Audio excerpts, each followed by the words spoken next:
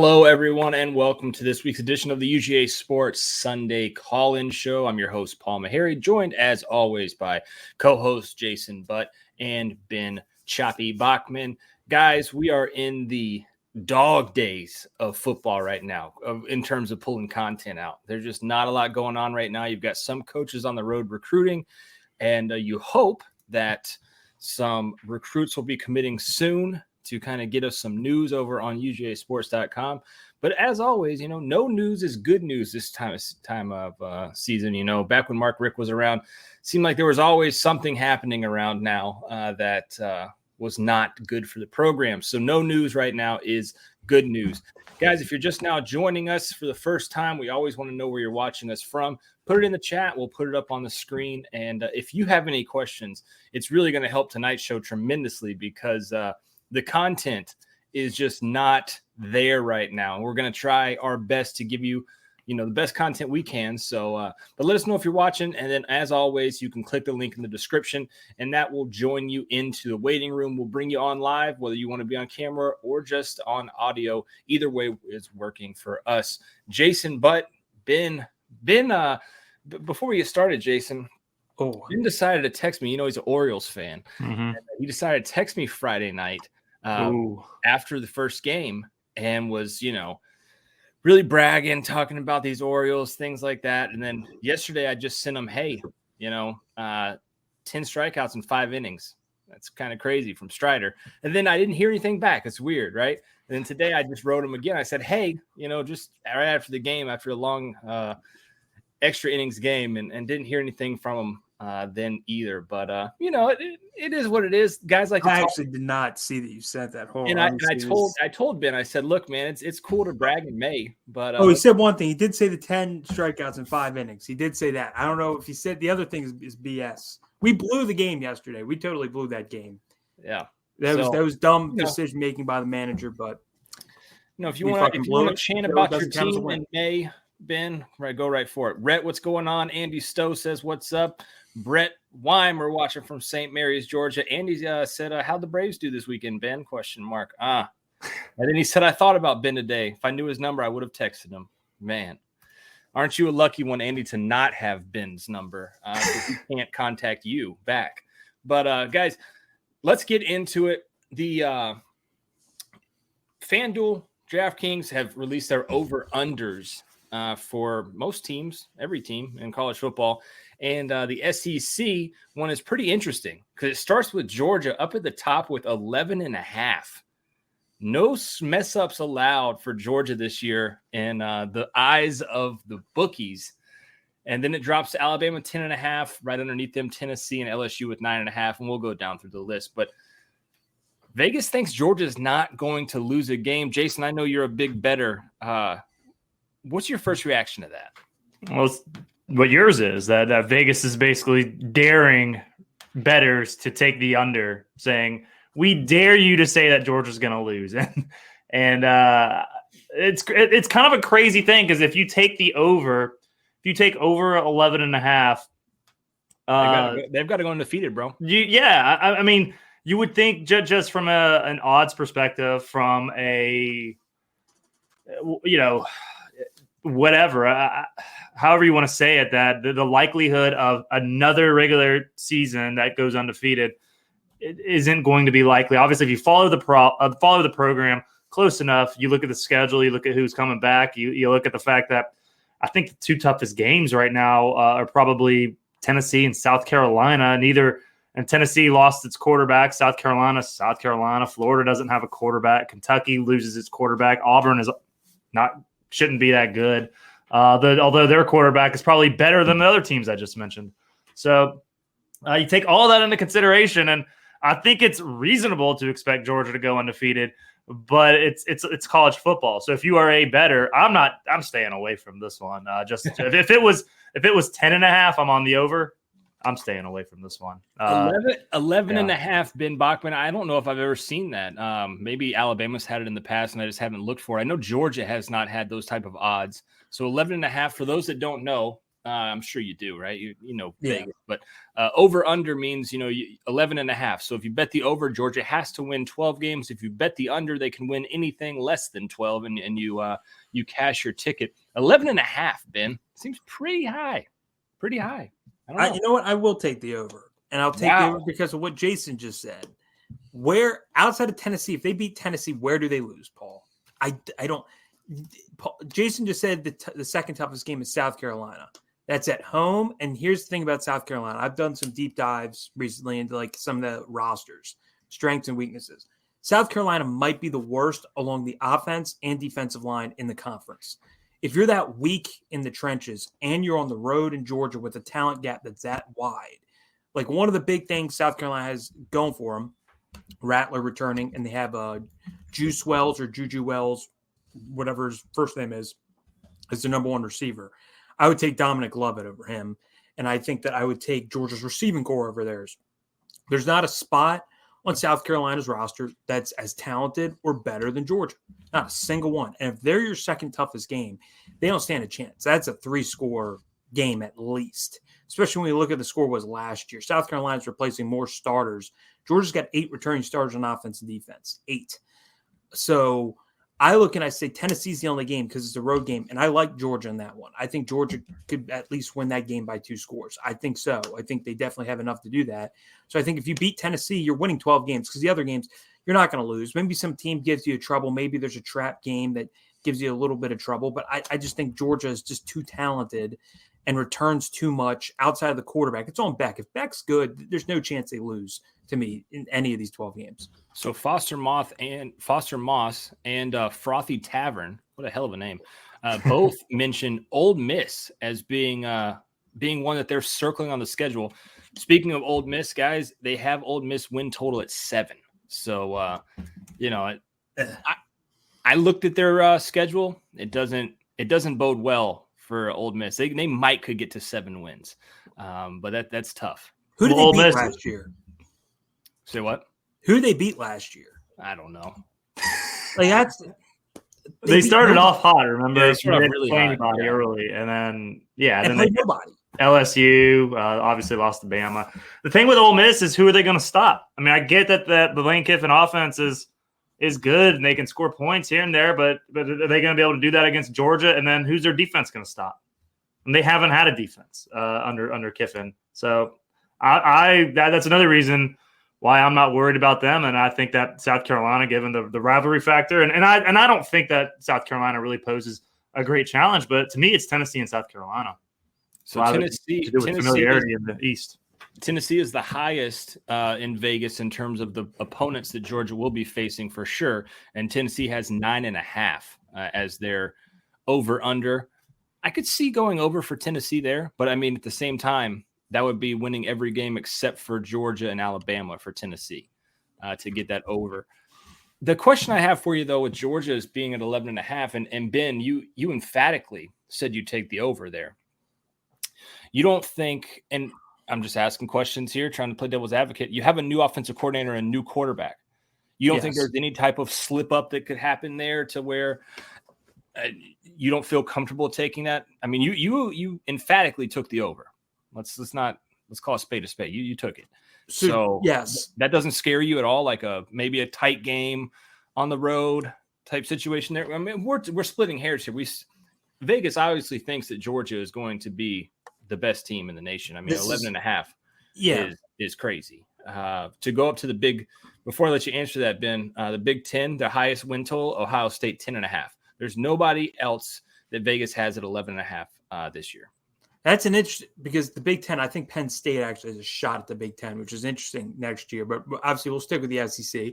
And the reason why I said emphatically is because I compared it to the rest of the teams. I don't just look at it from Georgia's standpoint. I compare it to all the other teams in the conference. Georgia has one of the top 2 or 3 receiver rooms. They have by far the best offensive line. They have the best tight end room. Defensively, they're the best defense.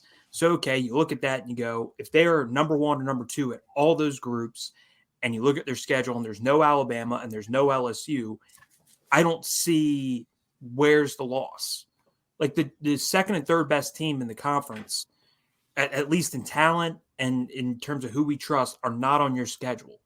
So that's why I just have full faith, because Tennessee defensively, they stink. They lose their receivers, and they lose a quarterback who's a really, really good college quarterback. Joe Milton's going to be really good. I'm not fully sold on. I'm not sold either. I'm going on record for that. I don't think he's going to be bad. Like, some people will just say Joe Milton's awful. He has tools, but I just don't think he's consistent. Like, Hendon Hooker's consistent. Joe Milton's going to be one of those guys who some games he's going to throw 3 interceptions because he's a real gunslinger. And I think that's going to lose them some games. So I just believe that when you look position group by position group, there's no one who's just so good along so many position groups as the number 1 or number 2 team in the conference in Georgia. No other team that they play. Like, where's Ole Miss elite? They took like 4 transfer quarterbacks. Their defense stinks. They're small up front. Like, they're one of the top 3 or 4 teams that you're going to play. And I'm not saying this that overall they're bad, but in comparison to Georgia, they're just not there to me. So that's why I think Georgia to me is going to go 12-0. Eddie from Ackworth is agreeing with Foster. He says, I agree with Foster. There'll be a game like Mizzou that will come out of nowhere. Will they survive it? That's the biggest question. And Vegas is confident that, they will if they're at 11.5. Because I think if Vegas wants you to bet the over, they're going 10.5. But they're at 11.5. They want you to go under on that. And they're begging you. They're begging which they feel pretty strong. The whatever the algorithm is saying, it's saying that Vegas wants the over, because the first inclination is surely Georgia doesn't do it again. Of course. Because it's just like what Foster and Eddie are saying. These games happen to the best teams where you have a surprise and you have a down game, you play down to an opponent, or you fumble 3 to 4 times, or something, just crazy stuff happens. Next thing you're in it and you have a chance to be upset. If you're the casual fan who wants to bet on some over-unders going into the season, some futures, and you see this, you're probably leaning toward the under because Vegas is setting it up.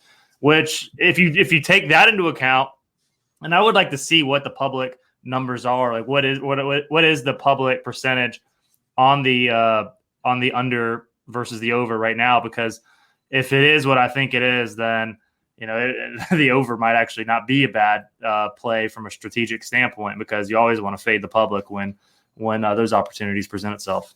A couple other interesting names. Oh, Eddie makes a great point here. I got to put this up before we go there. He says, we are everyone's Super Bowl, and he's exactly right. He's right. 2-time defending champion. If you're coming into their place, or if you're coming into Athens, this is the game. I mean, you're on ESPN, like 1A, right? 11 o'clock ESPN hits. You beat Georgia. You are up there. Everybody's talking about you on Twitter. You dethroned the champs. Because we don't have Dave McStats in here, Dave McMahon, but I think Georgia only needs to win like half of their games next year to get the longest winning streak in NCAA. I could be mistaken on that. An SEC, I think. SEC, yeah. So it's SEC. No team's ever been 3 years undefeated in SEC play. Yeah. No team ever. Yeah, so it's there. Perfect seasons just don't happen very often. I agree. Frothy Tavern, he had a couple questions. He said, could UK be sneaky tough? Speaking of Kentucky, we haven't brought them up. Vegas has them at 6.5 wins next year, and that's with their new quarterback Leary running the show over there. Ben, could UK be kind of sneaky for Georgia or no? That's probably the team that I would actually think might sneak up on Georgia the most, just because they're always outside of, there was one year, I think it was 2018, because I remember DeAndre Swift had a huge game that year against Kentucky for the East Championship. Outside of that, Kentucky's always been a game that's been low scoring and tough throughout a lot of the game. I think so. In 2021, they won that game handily into the fourth quarter, but Kentucky was giving them fits at points in the first half.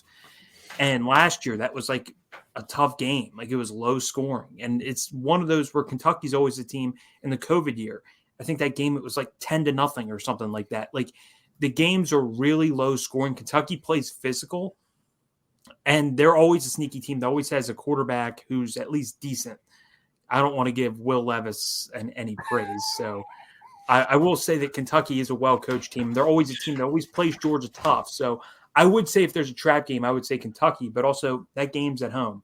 I don't see any team giving Georgia fits at home. That game is at home. So I think that helps definitely. Andy says, but is that a sneak up though? They always play UGA tough. So I don't think it's a sneak up. Yeah. I mean, at this point you have to respect Kentucky. I was talking to a couple buddies of mine 10 years ago. You'd look at Kentucky and be like, all right, well, it's just like Vanderbilt. You can mark that up on the calendar.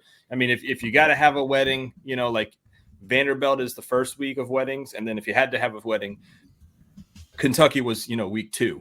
Now you can't. I mean, Kentucky is you can't have weddings on Kentucky weekend. I don't know who sneaks. So Vandy, okay. Vandy is number 1 wedding weekend, obviously besides the bye, right? You're a Georgia fan. What's the second wedding weekend now? Is it Missouri? I mean, maybe, but nobody expected Missouri to sneak up last year, and they did. And I just kind of feel like I wouldn't sleep on Missouri either. I don't know if there's a wedding weekend in conference play outside of Vanderbilt. Yeah, I think at any point you got to get those out of conference, those first 3 games. Yeah, you do that because or Georgia Tech. Yeah, that's so late in the year too. You might. It's also what Thanksgiving is. You might as well wait till the week after that because you get. The week after that is. It's SEC after that. Yeah, so you got to wait the week after SEC championship. Yeah. Foster Moss says, I just looked up Auburn's schedule. They should be undefeated coming into the Georgia game. It's going to be rocking on the Plains. Let's take a peek. Let me look into this. Foster. Auburn's the team up. It's the most unpredictable for next year because it's a new coach. Auburn just landed the transfer quarterback from Michigan State. Oh, he's not very good. Sorry to say. But I mean, he's probably better than anything Auburn has on the field right now. And then Keon Coleman, the big wide receiver from Michigan State, was just visiting Auburn this weekend. So, sure. Good for them. 800 yards. 800 yards. He's not bad. Good for them. So Auburn opens up with UMass at home, which I think UMass, guys, if I'm not mistaken, is like the worst team in Division I. Yeah, they are atrocious. So they are a great team. Like when you're betting on games, they are a great team to look at, and like they'll have some crazy minus -42.5. Like they'll be like plus 25, and you take the favorite to win, and usually they cover. That's the team you always bet against, Jason. Yeah. No. There were a few times where I saw it was advisable. The number supported betting against UMass. I have a weird team that's like that. Oklahoma State. Every time I bet on them, they always lose. It's every single time. I'm just Mike Gundy. It's just something about it. I'm just like 50-50. Go against Mike Gundy. Randy Law says Florida may be a weekend wedding game for a while ago. Dogs. Damn, Rodney, that was low blow there. He might be right, though. He might be right. Auburn then travels to California. That's a weird getaway game. Then Samford at home.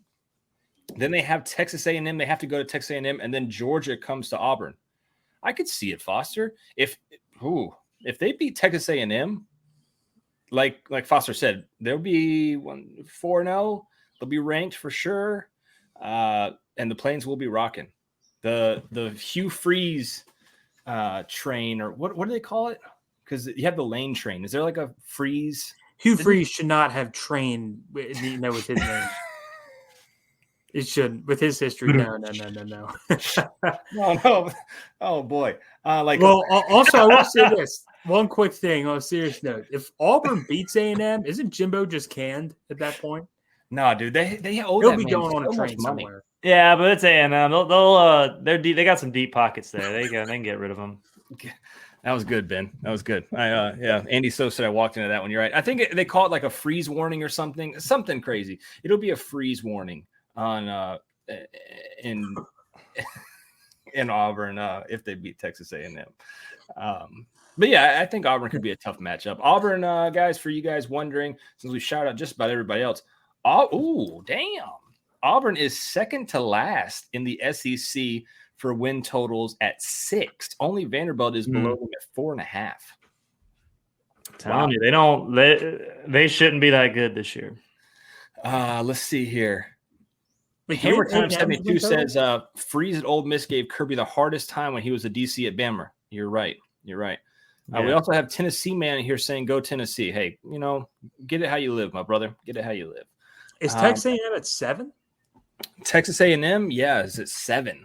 Yeah, they're the team to follow this year to see what happens. Because if they lose early, they're going to be paying like $70 million to have a coach sit on his ass in West Virginia. Yeah, yeah. I mean, I wouldn't advise it if I was Jimbo. Obviously, you'd like to win, but you could get paid $70 million and just kind of throw a couple games like the Alabama baseball coach did and make $70 million. Yeah, but couldn't they fire him in that case for cause? Well, yeah. I mean, you wouldn't. Yeah, you wouldn't get caught throwing games. Yeah, you don't want to get caught, but maybe you start the other just quarterback. No scandals and just suck.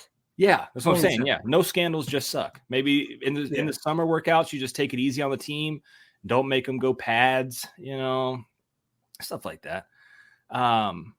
We had a couple good questions from Andy Adams. Let's see, Andy Adams. I haven't seen you around, but hella questions here. Just some great questions. He said, do you think Bobo learned how to be a dynamic play caller as an analyst under Todd Monken, or will we see the predictable, far more conservative, less creative playbook Bobo has always brought to the table? And damn it, Andy, I don't want to answer this question because I think some people might get upset. Go ahead, Jason. Who cares if they get upset? What's wrong with you, Paul? No, because I think throw a pair. Look, okay, fine. I think that, yes, he learned from Todd Monken, but also when things get tight in the third quarter, if there's a third quarter tight game, I don't know if he sticks with that same game plan or he goes back to just his roots of what he knows. And I'm not saying the stadium's going to boo him or anything like that. I think Georgia's gotten past that with their 2 national titles. It's not a booing scenario like the Braves are doing to Ozuna every time he comes up to bat. That's completely different. Well, yes, yeah, but booed him and he hit a home run. That was funny. He did hit a home run when you guys are booing him. I texted him like, "Well, Braves fans are assholes, Paul. Yeah, you're booing your own players." But it's different. Yeah, there's some domestic violence for Ozuna, but okay. Well, then that's reasonable. It's not even remotely in the same realm. Tomato, potato, whatever. Yes, right? but that's respectable. That's respectable. Then I was gonna say we didn't boo Chris Davis, and he's a joke. So what I'm saying is I don't think that Sanford boos Bobo, but at the same time, I think he probably goes back to what he knows how to do. And Todd Monken's offense is a little different than his. That's just my opinion. I grew some nuts, as Jason would say, so I said it. So okay, there you go. That's all I wanted. Don't run from the question. Don't be a politician. Andy Adams says, I disagree. Georgia fans will probably do it. They probably will if they don't like it. I'll say this quick point. There will not be a fullback. So there's not a fullback. Yeah, there's not a fullback on the roster, so he's got that. But so the one point I'll make is that toward the end of Bobo's tenure at the first time around at Georgia, from what I remember, it was run the damn ball, Bobo, and they wanted, because he was throwing the ball in certain situations where they wanted him to run the ball. So I don't know. I think that he's going to be operating in this offense. I think we'll have to wait and see what the play calling tendencies will be. But for a former quarterback who was criticized for not running the ball enough at times, right. I do think that he's in an opportunity where he could finally, or he should be able to. I'll say he should be able to, get away with throwing the ball a lot more, given the success the offense has had the last couple of years. We'll see if he's able to replicate it the way that Monken did. But Monken was a pretty special college play caller, as we've seen, given his successes at Georgia. I mean, for Mike Bobo, it sets up perfectly. Ra Thomas, Ladd McConkey, Dominic Lovett, Arian Smith, Marcus Rosemy-Jacksaint, Dylan Bell. He's got some guys to throw the ball to. He's got options. Brock Bowers, Oscar Delp, Lawson Lucky. He's got guys to throw that ball to. So that's my take on it. Well, I will say this real quickly, because Jason, you talked about they're going to boo if he passes it too much, runs it too much. No fans, especially Georgia fans in this, will ever be satisfied by the run pass percentage. If they're pass happy, there's going to be people saying, "Oh, we need to be RBU again." If they're run centric, they're like, "Oh, no wide receivers are going to want to come here." So it's never end. It's the same. Crap. So it's you're going to get one or the other. Yeah, but at the same time, you're going to complain about both. If you're competing for championships, that's really the only thing that keeps people happy. So it doesn't matter what you do as long as you because if Georgia hadn't won either of these championships, there would have been people complaining to some degree about something. And because they won 2 in a row, there's none of that happening right now. And this coaching staff gets a huge benefit of the doubt, probably for 2 to 3 years, honestly, assuming they don't get back, even though I think they'll win another one in the next 3 years, possibly this year. But I'm just saying, if they don't, they get a little bit of breathing room, given the recent success. I would like to see the run the damn ball Bobo hats come back out. Yeah, even if they're undefeated, right? And they're scoring 42 points a game, I would just love to see those back in the crowd because those were so much fun. You look around, you got like the frat guy wearing I don't know, they have the little tassel up here. Oh, yeah, like right here. Yeah, like that. Yeah. And it just says run the damn ball. I want to see those back out. Even if Georgia, like I said, scoring 42 a game, it doesn't matter. I'd love to see those come back out. We've got a lot of comments to catch up to here. OU Herschel Walker, family of the show, says Bobby Petrino will either save Jimbo's job or lose. Oh my God, I forgot Bobby Petrino is there. You're right, Ben. You're right. Texas A&M is going to be really fun to watch this year. Just watching them interact on the sidelines together, or they're going to be great, like chaos, or they're just going to be great to watch play really bad football, like historically bad that it's kind of fun to see how horrible it is. Yeah. Foster Moss says Bobo finally has a defense to have his back. You're damn right about that. This defense, that's a great point, though. Looks really good. That is a great point. Yeah, actually, I will say I saw today Nazir Stackhouse. We were talking last week about mock drafts. Mm-hmm. Saw some people think that he might be a late first, early second round pick, which kind of surprises me. But that's even another name that people aren't going to be talking about much. Nazir Stackhouse is going to play a big role in defense. Foster says Bobo or Chaney. Chaney wasn't bad, but I'm still taking Bobo right now. At this time, I'd take Bobo. Yeah, Jim Chaney, no chance. Yeah, definitely Bobo. Yeah. What is hey Andy, can you look up what Jim Chaney is doing now? I think I know what he's doing. I'm not going to say it though. Isn't he an analyst with Tech? He was. I don't know if he still is. Okay. At the Waffle House. I don't know if he still is. Jeez. Damn, Ben. Jeez, Ben. Hold on. Come on. The last time I remember he was it was going to come up. Yeah. It looks like he's still an analyst with Tech. Frothy Tavern says Petrino is stalking sorority row right now at College Station, trying to find the next one to get on his motorcycle. Yeah, boy. All right. Let's see here. Hammer Time says Bobo's offense scores points. Guys, we're having fun tonight, man. I hope you guys are in the chat too. Throw some questions out there. Eddie had one that was a good Eddie one. did. I'm trying to find it, man. I'm trying to find it. Hold on, let me get back to it. Eddie said, topic for y'all. Who will be most missed impact player from the offense and defense next season? That's a great question. That is a really good question. Well, I think defense is I'd go Chris Smith. I was going to say, I thought you were going to say Jalen Carter, and I think it's Chris Smith. I think it's Chris Smith based on the intangible aspect. Jalen Carter's a once a generation talent, but you can get away with talent deficiencies when you have that intangible leadership and those vocal qualities that Chris Smith brought, plus the instincts too, and his on-field play was spectacular. So I think on defense, he's the one that's going to be missed the most. Chris Smith, Ben, Stranger Things, Bachmann, you have like the monster about to eat you. I know. It's a tornado. It's a big black tornado. I feel like you're gonna get taken I've into stabilized it. It's like staying right next to me. Upside down. Hit me. I'm going to take off that way. Yeah. After, the show's over. Who's your defensive guy? Jason and I both said Chris Smith. Oh, that'll be the most missed. I'd like to get some comments too from other folks as well. Well, I'm going to say, even though they missed him a lot last year, is Nolan Smith because of the leadership. He was the leader of the defense. So I think he was the vocal leader. And if you don't have the vocal leader, who's that guy? I think Chris Smith. Right? Well, Nolan Smith was the vocal leader, and then it turned to Chris Smith. Yeah. So now I still think Nolan was the main one. So I'll go Nolan to go different. Okay, and then on offense, Ben, since Jason went first, I'll let you go first this time on offense. Who are they? I feel like this is a super easy answer, but it's Stetson.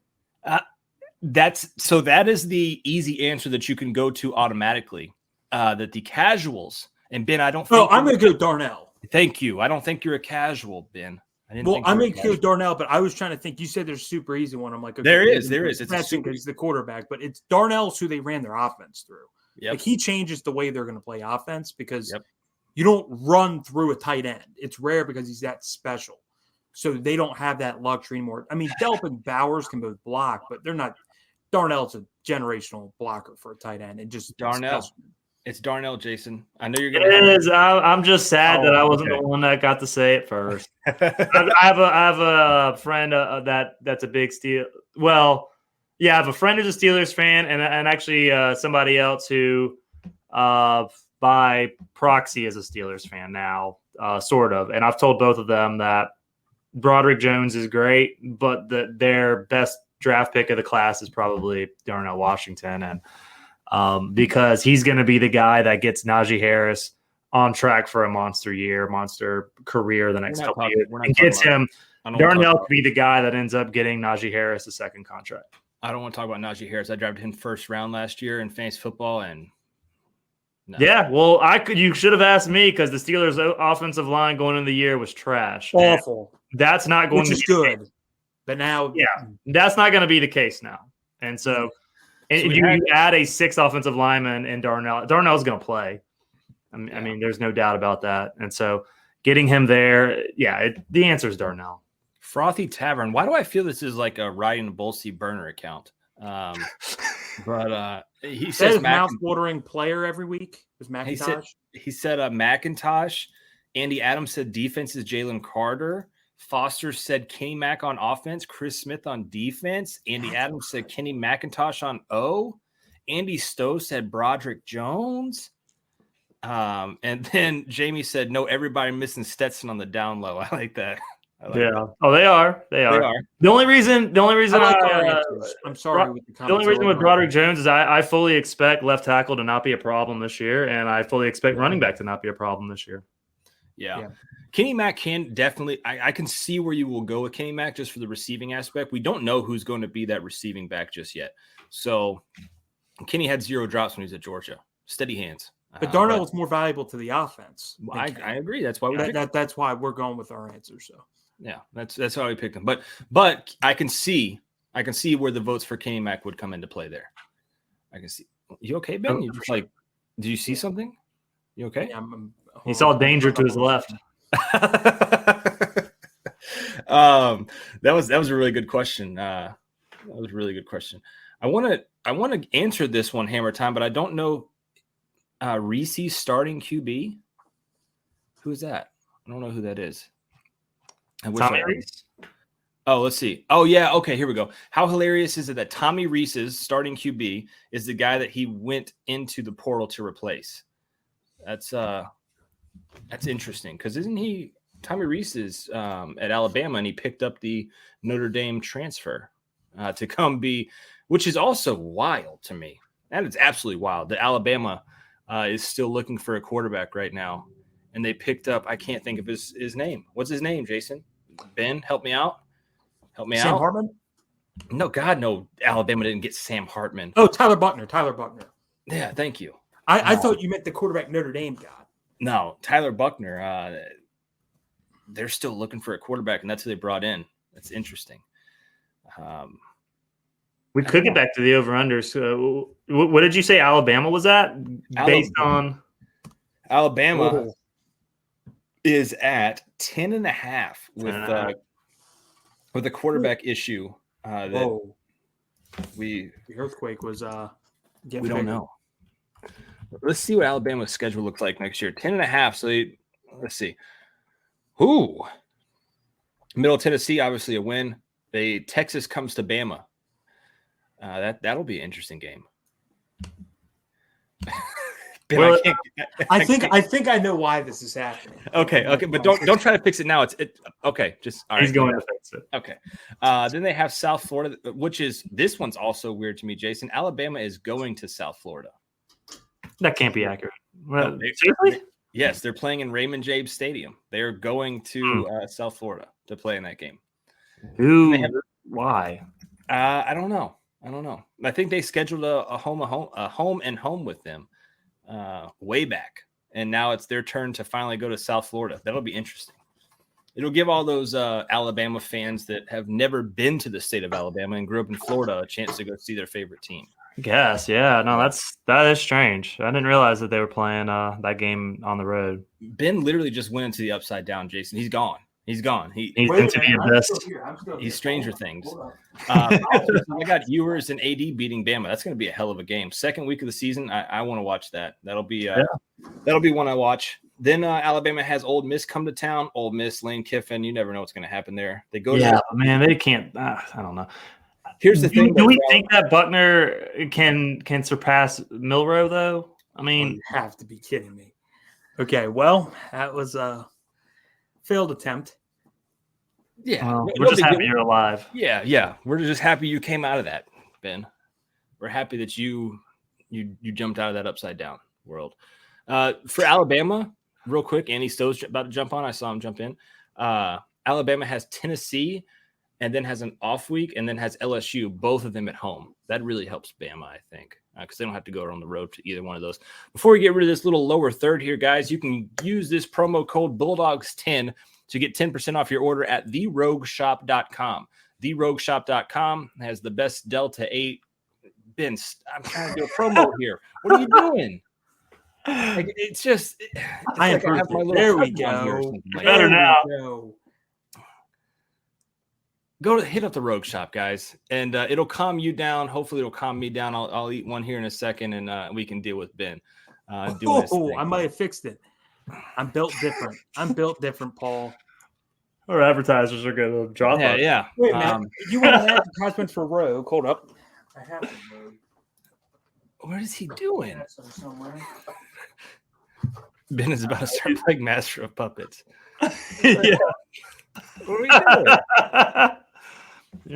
This is live TV, folks. Live TV. Come on back, Ben. We'll at least continue with the Rogue Shop. I am, but he said he has something of the Rogue Shop there, guys. The Rogue Shop, he can help promo them for us. Right. So the Rogue Shop, guys, they've been great supporters of UGAsports.com, and they have great reviews. So they started off on our Texas site or Texas Rivals site, and then they came over to UGAsports.com. Have great reviews. 10% off your order using Bulldogs 10. The owner loves college football, absolutely loves it. And is so happy that he can partner with us. Guys, if you still have to take a drug test in 2023, I feel sorry for you. But if you do, why you laugh at that? It's kind of true. Just funny. Yeah. If you do, it was a shot at me. That's why I was laughing. What, Ben, what do you got, bud? I couldn't find it. I used it up. I got a biscuit instead. So what is happening? But yeah, hit up the Rogue Shop, guys. Let me bring on Andy Stowe here. Let me get this out of the way. Andy, what's going on, man? I think I came in at the wrong time. Yeah, you definitely did. Andy. Yeah, I think I missed it. Save us. Please save us. Ben, what kind of computer chair do you have, dude? That's awesome. Dude, this is comfy as hell. I'm not even going to lie. Oh, is that like a recliner? You just pull it up to the desk? Yeah. That's awesome. Yeah, I want to be comfortable. If I got to sit with Paul, like, with the hardback chair, that would suck. I'm gonna sit there for a whole hour. When you got up, I was like, "Wow, he's got a recliner. Like, this is a lazy boy thing going on." Like full blown. Yeah. Foster says a biscuit with no drink. Ben is living on the edge. He is. I can see right now. He wants water. He does, and he just doesn't have any. There you go. Yeah. Have an apple. Yeah. Well. Yeah, you know. No, Andy Villanakis, and Andy, what's going on, man? I don't know. So I was looking at Alabama's schedule. What do y'all think? I mean, do you think they win 10? Do you think they win 11? Because I don't see it. So you think they lose to Texas? I think they probably lose to Texas and LSU. And then you have to go to Auburn at the end of the year, which is always crazy for them. And then you also have Lane Kiffin, who's always a thorn in Nick Saban's side. And also Tennessee comes into Bama as well. So they have a pretty tough schedule. What if they go 9-3? Alabama is going to burn down. I mean, because I think they're really close right now, Andy, to being like they're on the edge of their seat. They go 9-3. Tuscaloosa might just implode. What do you think, Jason?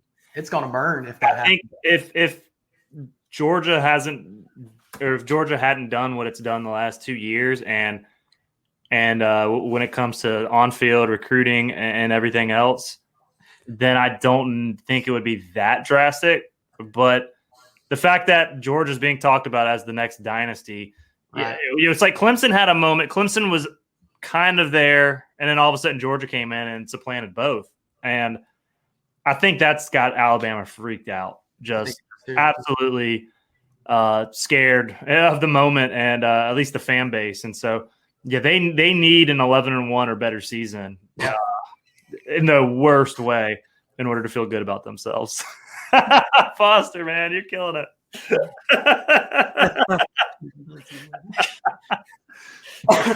I do eat saltines without fluid sometimes. Just some saltine crackers. Just pick them up.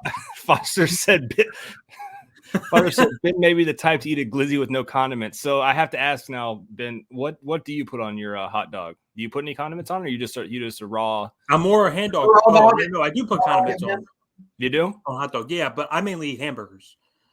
When I'm back home, they go hamburger, hot dog. I'm a hamburger guy, but I'll put mustard on a hot dog. Only mustard? I'm not a big ketchup guy. My brother puts ketchup on everything. Literally everything. Huh. It's the most disgusting thing I've ever seen. Like that biscuit that you just ate, would he put ketchup on that? Yeah. I eat ketchup on eggs. Another one. I know why Paul was against stop. We already addressed that, Mr. Skelton. But Paul, I know why you're not a big fan of Will Levis anymore, is because that mayo in the coffee. That's what turned you off. Yeah, that got me. I didn't even know that was a thing until he started talking about it. Like, does other people do that? I mean, there's no way. He's the only person in the entire world. That is the most disgusting thing I've ever seen or heard of. Yeah, I think it's only him, man. Yeah, I don't eat mayonnaise, but I love mayonnaise. Yeah. Love mayonnaise. Not in coffee. I couldn't not imagine. putting it in my coffee though. Who's Andy, the next? What else you got for us, brother? I don't know, who's the next team you're going to talk about on the over/under list? We've kind of gone through. Let me see. Let me go back to it here. We've Did kind you of hit gone. Yeah, let's see. Do LSU. Here's a good one, guys. So you have the top four in the SEC, right? You have Georgia, Alabama, Tennessee, LSU. I think we can all agree that those are probably the top four teams this upcoming season. The next two teams that they have, South Carolina and Arkansas, both at 7.5.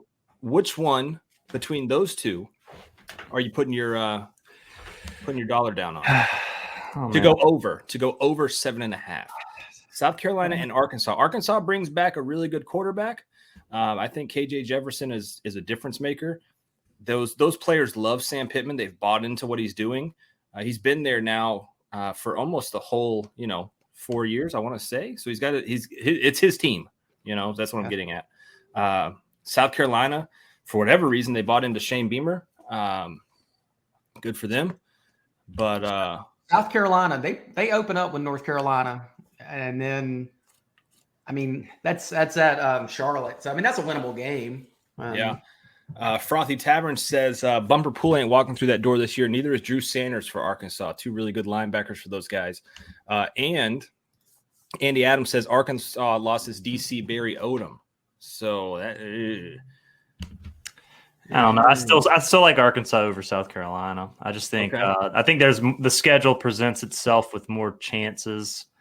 I just pulled them up. You look at Arkansas. You've got Western Carolina, Kent State, BYU, Florida, Auburn, Florida International, Missouri. That gets you to 7. Gets you to 7. Then you just got to pull one. And you got to pull one. Texas A&M, LSU, Mississippi. They beat A&M. Yeah. Neutral site, right? Oh yeah. Yeah, that's the what do they do that? They do that at Jerry's World, don't they? Oh, that's right. Yeah. So I like Arkansas's chances better. You look at South Carolina; they could lose to North Carolina to open. They could lose. They will lose to Georgia, Tennessee. That's 3 losses. Mississippi State's not a win. Is not a easy game. And Florida just completely killed them last year. That was before they beat Tennessee the week before. Florida housed them, so that was just a weird game. Yeah, Clemson's going to want revenge. Right. Texas A&M.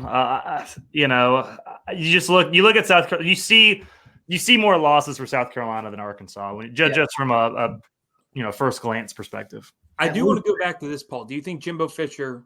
What do you think it's going to be for A&M, and do you think he gets fired? Well, A&M, they have it 7. They have it 7. Do you think they go over and under? Do you think Jimbo Fisher gets fired? Because that's where I think this. Here's your schedule. They play New Mexico first game, so they'll win that. But what about Miami at Miami?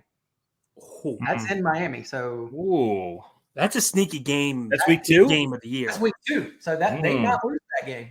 So okay, I'll keep that in my. I'll keep that 50-50. Keep going, Andy. Okay, the ULM Warhawks. That's in College Station. Auburn is at College Station. Okay, so out of Auburn and Miami, I'm going to put 1 win. Okay, so you got 3-1 coming out of the gate. Okay, but then they go to Arlington to play Arkansas. They'll probably lose. I'd say they'd lose that game. Yeah. Okay, Alabama, they'll lose that game. Yeah. At Tennessee, they're going to lose that game. Boy. They so what are we at? 3-4 right now? 3-4 right now. Then they got South Carolina at College Station. That's a toss-up. Yeah, I'll give it to them. Okay, so 4-4. You got Ole Miss. That is in Oxford. So they're 4-5. Mississippi State's in College Station. Probably win that. Yeah. So that's 5-5. Then they got Abilene Christian Wildcats. So they're going to win that. And it comes down to LSU. And then they got LSU.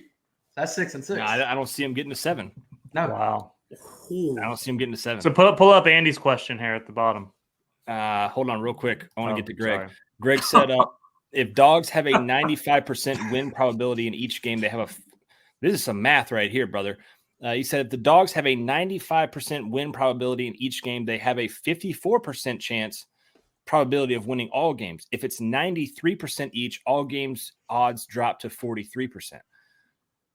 Again, that's math. I'm confused by that. No, so what he's saying is you combine all those games, they have a 95% win probability.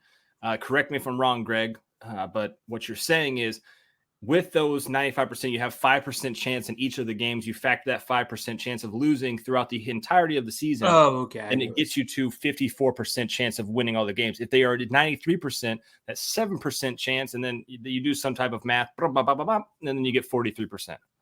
I would imagine that 54%. Like, let's just assume, and I would like to know what the win probability is for Georgia in each of these games right now, and then factoring it across the whole season, because I'm saying for Vegas to have over under at 11.5, that percentage has to be over 50%, and I wouldn't be surprised if it's closer to 60.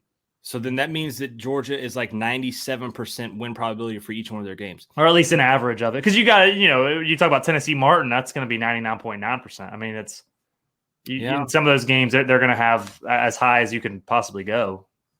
Maybe whatever Greg, stat that is. Greg, maybe next week. I know we're giving you some homework, Greg, but you're part of the family here on the call-in show. Maybe next week, because I'm sure somebody has the ESPN FPI and you can do all that. I don't know how you got your numbers here, Greg, but I trust you. That's the one thing, I trust you. So we can throw it into the Rosenberg machine, and then next week you can tell us what the true probability is for Georgia to win. Jason has put in a request for Andy's comment to be put on the screen, please.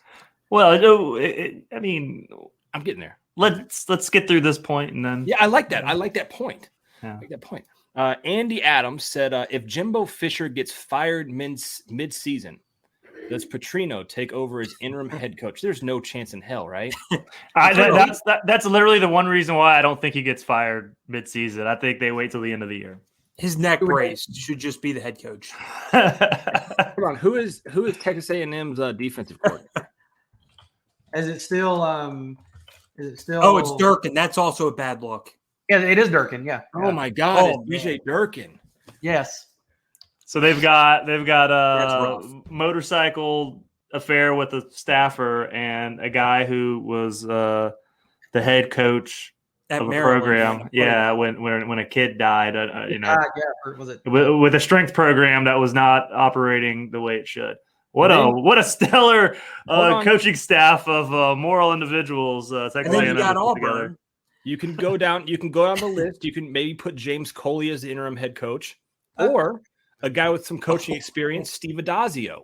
Steve Adazio. That's probably your move. Yeah, that's your move, Steve Adazio. And they have Damian Craig on that staff. They might promote the D-line coach because people seem to like him. Let's see.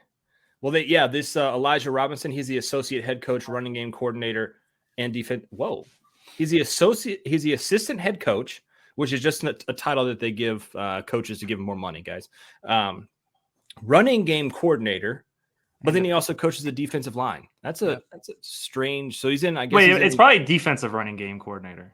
It just says running game coordinator. That's bizarre. It should. It has to be defensive running game coordinator. You don't put your defensive line coach as your offensive running game coordinator. Was Todd Grantham the D-line coach and the running game coordinator? It seems like I've seen this before with other coages.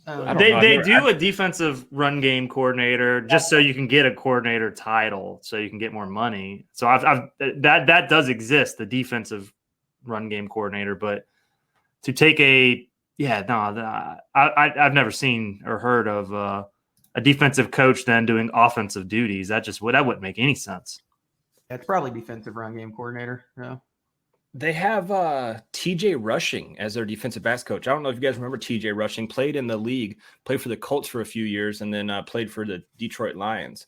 He's been there for a couple of years. Oh, and false drafts, if Cromartie is still there, he's not. I don't see Cromartie. But what a man. You want to talk about like a Hard Knocks type show for college? That would be brilliant TV if they did. Why don't we send them down there to College Station? Yes. Jimbo Fisher, DJ Durkin, Bobby Petrino, James Coley, Steve Adazio, Damian Craig. I think he's trying to get fired. I think he just wants the payout, and he's just trying to do it without calls. I think he's like, you know what? It's over. I'm going to get all these guys who are going to tank the ship. Yeah, I can't blame him.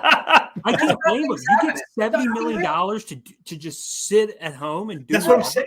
That's what I'm saying. This and get $70 million.